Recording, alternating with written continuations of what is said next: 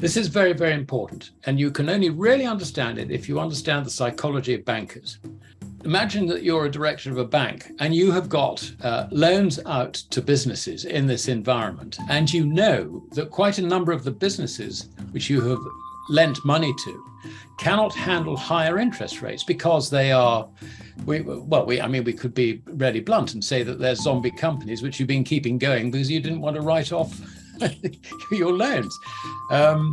They could be merely businesses which in better times thrive, but when they get a drop in sales, then immediately they start running into overdrafts. So when it comes to that sort of liquidity money, do you really want to provide liquidity into an economy which you can see is beginning to turn down because interest rates are going up?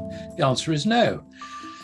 The other thing is that quite a lot of your activities, and particularly since the 1980s, have been increasing in the financial sphere. So you've got a lot of exposure to financial assets. Rising interest rates, what does it do to their values? So that's another area which you're probably going to try and cut back on. So this is a time to be very nervous. And if you were caught, let us say, with COVID, and of course, COVID completely unexpected. What happened? Everybody, their sales stopped, their cost continued, their borrowing increased. So, you suddenly find that you are over-leveraged in a market which suddenly is beginning to decline. Now that, for a banker, is a frightening position to be in. So what do you do as a director of the bank? You want to cut back as much as you can. And the thing that was interesting, and I can't remember whether this came up the last time we spoke, but Jamie Dimon, he said that 2 weeks ago, I likened the economy to being in a storm. I've upgraded that now. As far as I'm concerned, we are in a hurricane.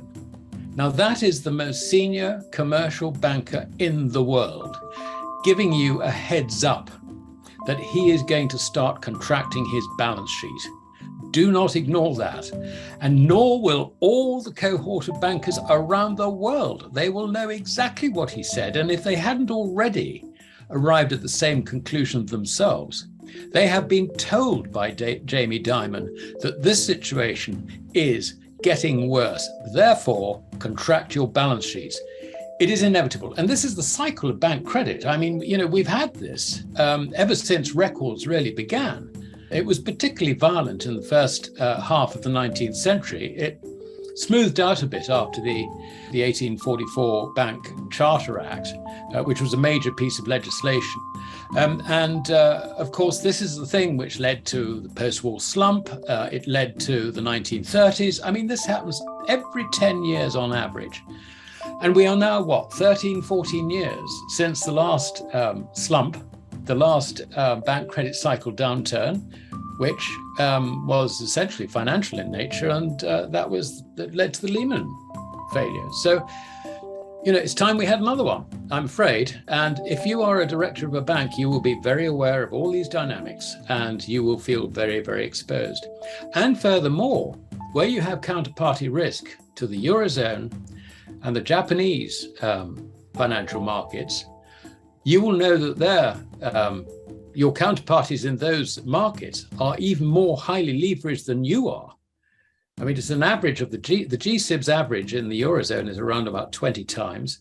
The average in Japan is around about 21, 22 times. So, it's just incredible, the leverage in these foreign banks. And that's where the failure is likely to come from first. So what do? When it comes to everything, you just want to just batten down the hatches and to hell with it. If you're going to, just get your loans in as much as you can, cut your deposit base as much as you can, reduce that ratio of balance sheet assets to equity, and protect your shareholders.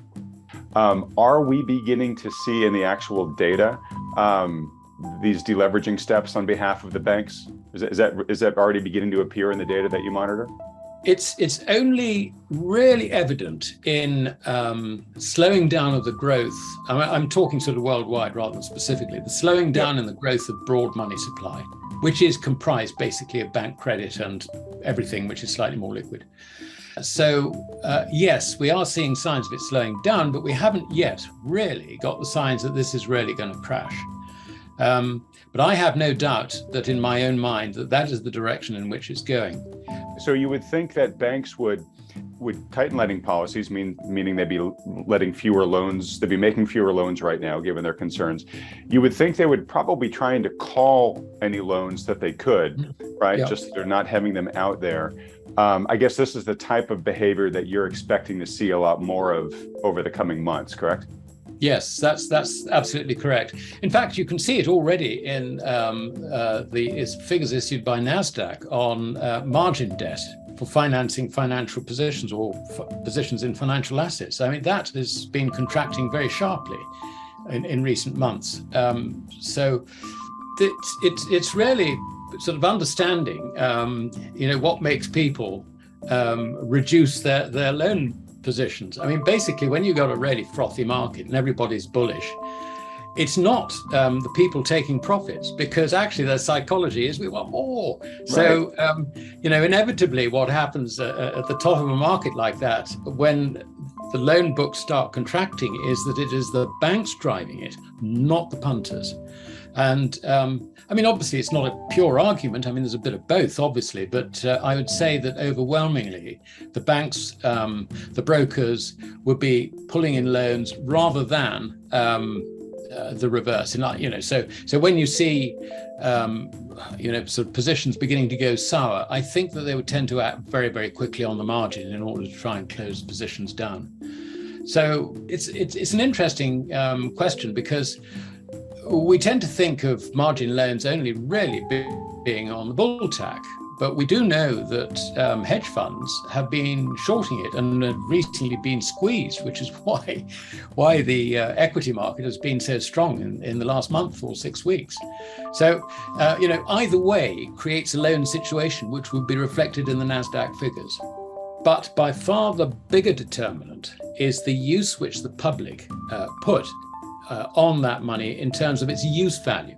So to give you an example, if they decide to dump the currency completely in return for goods and services, then it becomes completely worthless, despite the changes in the quantity of money which may or may not happen.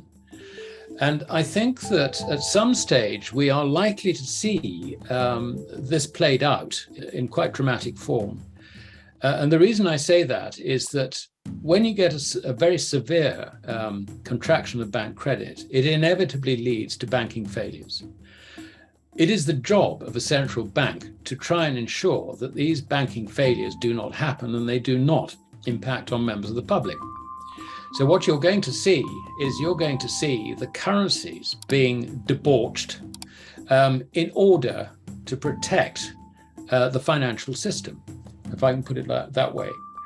And I've said this so many times until I'm blue in the face. The prime example of this was John Law in 1720 France, when he printed credit in order to buy support shares in his Mississippi venture. And it got to the stage where it no longer began to work. The shares sank despite that. But what happened was that he destroyed the currency in the process. And we have a similar situation today, where the central banks will try and keep the whole of the financial system going, which basically is not just keeping the banks open for business, but also stopping financial assets from sliding in value. And now that's going to require enough money printing to either destroy the currencies through quantity alone, or more likely, destroy the credibility of the fiat currencies that they issue in order to try and support markets. And that, I think, is really where we're going with this. We are in a situation where the major banks are very highly leveraged. And when that happens and things start deteriorating in terms of the outlook as far as bankers are concerned, then they start contracting their balance sheets. Now, the reason this matters is that GDP is actually it's driven by bank credit. It is the spending of bank credit. The amount of cash spent, because you've got two elements of credit in the economy in terms of circulating media. You've got dollar notes and coin, which are token coin. They're not real. They're not real coins. And you've got bank credit. And if you take out the overseas portion, and funnily enough, I was looking at the numbers this morning, you can pretty much halve the level of cash notes on the Fed's balance sheet as liabilities to arrive at a cash figure for the domestic US economy. Now, that being the case, then 5% of it is cash, 95% of it is bank credit. So what happens when you get a contraction of bank credit? GDP contracts. Now, bank credit feeds not just GDP, but it also feeds the financial sector, the exchange of financial assets, the ability to hold on to financial assets. So it does two very, very important things. But if we concentrate on the on GDP for the moment, a contraction in bank credit to take them back to more normal times, I think means that it should, in theory, mean that GDP contracts by something like $4, $5, maybe $6 trillion. Now that's a massive hit. That's a massive hit. And that is without anything happening from abroad, because we've got systemic risks from abroad as well.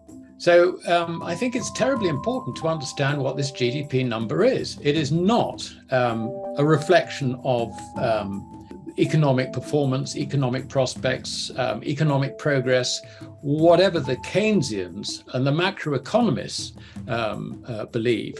It's not that. It is actually just the sum total of transactions funded through bank credit. And if you get a contraction of bank credit, you're going to get a contraction of nominal GDP, which, if it doesn't match, because it won't match because it is also contracting the financial sector. So that, I think, is the most important thing to understand. And what it means is that the slide in GDP, which we're only just beginning to see, is going to be considerably worse than anybody expects.